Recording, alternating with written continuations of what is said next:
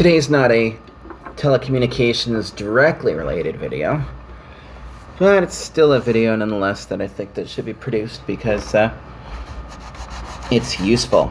So this is going to be a mod video, I guess you could say. Modding video, yeah. So we've all seen these. I actually picked up a couple of these at a liquidation place. So, yeah, you already know what it is now that you've seen it. What this is a little lithium ion pack. It's kind of cool. You charge it on USB, whether you charge it in your car or in your shop or whatever. And it's a little jump pack, so it's got a flashlight in it. It's got a couple of USB ports here. And this is what I really like. You can plug this guy in here and use it to jumpstart your vehicle. Or, you know, if you're into kinky sex, you can get a bit of a ride off that if you want to use them as nipple clamps, but not me. Now, what's really useful about this thing, it's a little lithium ion pack. So, and the nice thing is it doesn't lie. It's made in China, but it doesn't lie. Rated capacity, 8,000 milliamp hour. So that's going to tell me that I think it's actually got 4 18650s in it. That would make sense, because they're all 2 amp hour 18650s, so there's probably 4 in here. Which actually, you know, one day I might actually mod this, take it apart and throw 4 3s in it, but it's showing me right here at 12 volts, it's only 2700 milliamp hour, which is 2.7 amp hour. This is made by Win Plus. So, I can't for the life of me remember what the connector type is called on here. But I'll have a link in the video to where I bought the connectors that match it. And they are keyed, and I didn't actually find exactly the same keyed connector, but nothing an X-Acto knife won't fix. So, I guess the first one is whisper related. Alright, so you can keep this thing in your truck or whatever. This is just a standard buck converter that I stuck on here. I haven't encased it in anything yet, but I intend to pot this in epoxy and make it a nice little block with a heatsink on the side of it. But, you know, for the purposes of the video, I figured that I would, just leave it the way it is. So this is just a standard Microtik gigabit PoE injector. This little boost converter here can do anything from whatever you're putting into it all the way up to about 50 volts. What's handy about this is that if I've got a 50 volt or 48 volt device, I can plug it into here and run it. Or 24 volt. It's actually capped at 24 right now. So here's the connector. Pow! I don't know if you can see the LEDs on this thing because of my stupid bright desk lights. Let's turn these down just a little bit. There we go. You can probably see the little lights right there. This guy's glowing blue. Can you see that? Let me make that dark. There we go. There's a nice blue glow.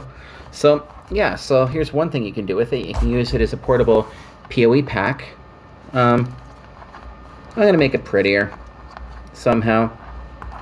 I haven't quite figured it out yet. I'm still screwing around with the concept of this thing. It's kind of cool, but yeah, look at that. Just a simple PoE to plug into your lithium pack here.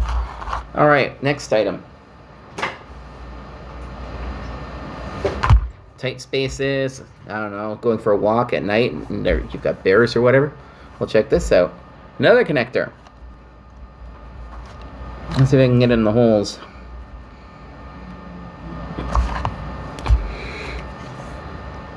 Yeah, it's pretty bright. So this is a, I forget what it was. I think this is actually like a 40 watt LED that I got for my truck. I got one of them for the backing up, so I stopped backing into trees. And I figured, you know, I got this extra one because they come in a set. It was actually cheaper to buy them as a set of 2. I think these are actually 5s. 5, 10, 15, 20, 25, 30. So 30 watt, I'm going to say. Those look like 30 watt form factor. But yeah, same thing. So now you've got this little tiny power pack, and you can crawl under a building with it and stick this somewhere with, I don't know, it's got a long enough cord on it. You could probably put it on your bicycle if you want to piss off pedestrians, because, you know, sometimes they're ignorant. Alright, something else you can do with this. The sky's the limit as long as you've got these little connectors, right? And this one's really handy for me. Look at the specs on that. If I can get it to focus. I wish the bloody thing would focus properly for me. There we go. So this is a boost converter. 12 volt in, 19 volt out. Well, you guys all know what 19 volts is for, right? Focus again. There we go. 19 volts for a laptop. So I just took a generic power connector on here, and I use it for one specific laptop. This is my field laptop that I take out with me to do work. One of them. Yeah, it's an idea pad. Doesn't matter if it gets blown up. Oh god, I'm ugly. I cut my hair off, by the way. Yeah, nice, eh? So anyway.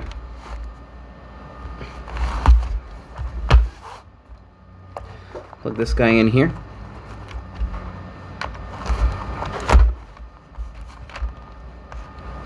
And then we can take this guy here. And we can now run our laptop off our lithium pack. Look at that, isn't that cool? So now if you look here, I don't know if you can see that. You see a teeny tiny glow of a teeny tiny light. Unplug it. Ooh, there we go. So there you go. And you can adapt this to almost any laptop.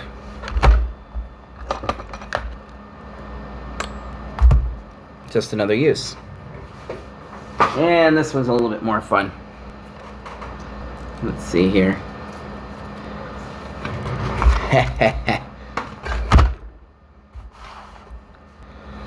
1000-watt inverter. Now I haven't taken this apart yet to see if these cables are connected directly to the cells, but considering it's designed to charge your car battery, which means it's going to be drawing at least 60 amps, I'd say that this thing's probably capable of running a little bit of juice there. So let's turn this on. So this is on now.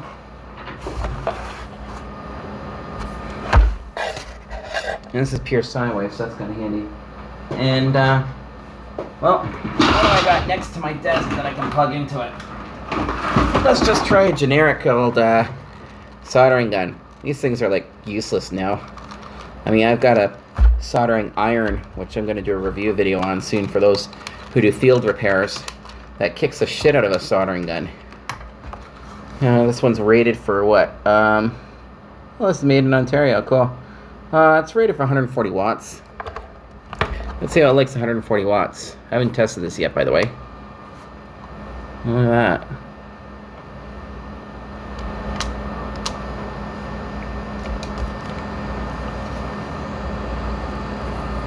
Well, I'd say it works. So that's 140 watts. I'm going to take a risk here. I honestly don't know how it's going to perform, but let me just see what happens if I take my heat gun and plug it in. This is stupid, by the way. Most lithium cells are not designed for this. I know this isn't some kind of a sketchy trick. I don't do fucking tricks in my videos. My videos are supposed to be honest and true, whether I'm wrong or not. Heat gun. Here's the cord for it.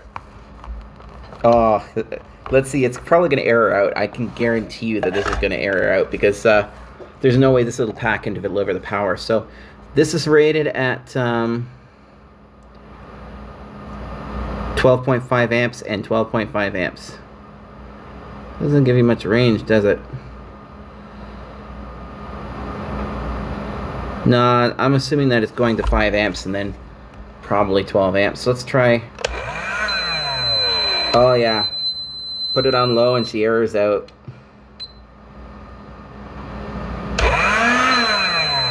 It's almost though. Getting some low current on there. If I stuck a big capacitor on there, I'd be able to get this thing past the startup, I'm sure, but still, look at that. Ho ho ho. We're almost there. Yeah, just as the heating element's starting to come on. So, yeah, it's pretty useful. I don't have a watt meter I can throw on this thing to actually see how much current we can suck out of it before it'll trip out, but I'm pretty sure this will run most laptops and probably an Xbox or whatever. And if I didn't want to run this big monster inverter, I could just easily throw a smaller inverter on here because I literally just put ring connectors on there. Just ring connectors to one of these fancy little blue things. Let's that. Yeah, I mean, you can use a smaller power inverter. I mean, they make smaller power inverters, but one of the points I was making was that pure sine wave inverter. So if you're working with something sensitive or something that's pissy, if you're trying to use the one in your truck, then this guy here can take care of it for you. But yeah, just this is just a little short video just to show you how handy these fucking things are. Look at that, it didn't even touch the battery. It's still at full charge. Now, something that bothers me is that you charge this through the USB port. I'm pretty sure I can charge this thing through here. And I might have actually made an accessory specifically for that purpose, but I don't know where it is. But I did make this. So this is what we call a CLA, cigarette lighter adapter. So for all these accessories that I've made for this, by the way, I think this thing can put about 20 amps out. I can also plug into these. So that means I can plug in my inverter. I can plug in my laptop power supply or anything else that I've designed with these connectors on it, because you know what? The connectors came as a kit. I got 5 females, 5 males. The males look like a belly button and the females just like a vacant hole. Kind of a message there, I guess, something. But so there you go. I mean, like, this is just handy as hell. I don't know. I think that's why I wanted to share it with you guys, because we're always like in the field, literally in the field, in the forest, on a roof, on the back of a truck. And because we're in remote places, power is kind of critical for us. So these things are getting cheap. You can get them at the flea market. You can get them at, I got mine at the liquidators for 40 bucks. And it's just a handy little 12-volt cell. So with these kind of accessories that you can get for it, it's like, why the hell not? But that's today's video for you. I'm redoing the fiber optics video because I did a shite job on the last one, and I was actually embarrassed after I uploaded it. So I figured, you know what? I'm just going to do a proper job. I'm actually going to learn quite a bit more about doing fiber optics before I show you guys how to place fiber optics cables. So I've been spending the last few days watching videos and reading and all that crap, trying to... I mean, I've done a ton of splicing. Well, for a rookie, I've done a ton of splicing, about 100 splices. But I want to make sure that I don't give you guys bad information. So, yeah, there's another video for you. And I think I'm going to be doing a couple more on software. And I know the software ones are boring as hell because nobody wants to watch them whenever I make them. But one of you guys was, I was talking with you about multi-ping and how important multi-ping was. So I figured I'd do a video on that for you guys and you'd enjoy it. Oh, and how to modify an AC switch to make it into a DC switch. So, hope you guys liked the video. If you did, how do I do this? Subscribe below and ring the bell for, yeah, updates and notifications, whatever. And tell your friends. And if you guys have any suggestions on what you want to see in a video, by all means tell me. If you have any advice you'd like to give me on my methods or techniques, tell me. I'm always open to learn. Nobody's an expert. Anyway, ciao bella.